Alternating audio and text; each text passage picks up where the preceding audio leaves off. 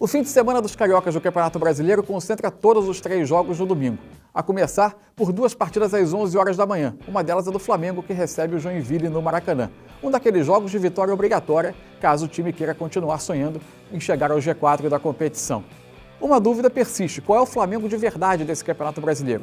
Parece ser um meio termo entre o time que ganhou 6 jogos seguidos, mas que também, aparentemente, não há motivos para se transformar numa calamidade após as 3 derrotas consecutivas das últimas rodadas. Ainda há questões táticas por corrigir, a proteção à frente da zaga, uma maior aproximação, alguém que dialogue mais com o Guerreiro sistematicamente nos jogos, mas também recuperar competitividade, que andou faltando no clássico contra o Vasco no último domingo.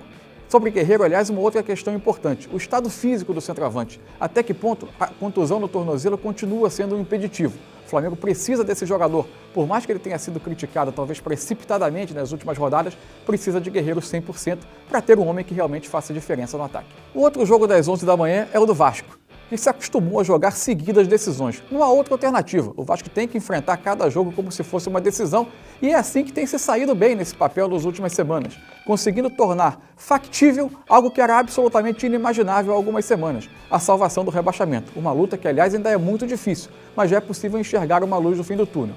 Para continuar enxergando essa luz, vai ser preciso vencer o Avaí em Santa Catarina. Um adversário direto. Embora exista uma diferença de pontos entre Vasco e Avaí, é muito provável que o time catarinense brigue também até o final contra o rebaixamento, então é um adversário direto do Vasco.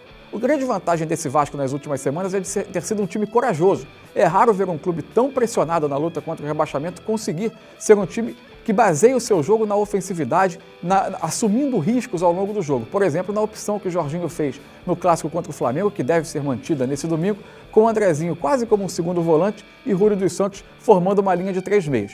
Não é fácil a tarefa reservada ao Fluminense na tarde desse domingo. O time coloca em jogo a necessidade de manter o seu bom momento na temporada ou a sua recuperação nesse ano de 2015 contra o Santos, que é o time que talvez venha jogando o futebol mais vistoso nesse momento do futebol brasileiro, um time muito ofensivo, muito técnico e muito difícil de ser enfrentado, principalmente jogando na Vila Belmiro. E o Fluminense o fará sem seu líder. Fred está suspenso. Além de uma referência técnica, um jogador que indiscutivelmente isso aflorou muito mais após a saída de Ronaldinho Gaúcho, é um jogador que tem uma ascendência muito grande sobre uma equipe recheada de jovens como é esse time do Fluminense. Fundamental também é que o Fluminense mantenha o seu espírito guerreiro que teve em Porto Alegre. É muito difícil um time jogar semana após semana no limite do empenho, da concentração, como o Fluminense fez no jogo decisivo da Copa do Brasil. Mas não há outra alternativa caso quiser passar por esse Santos.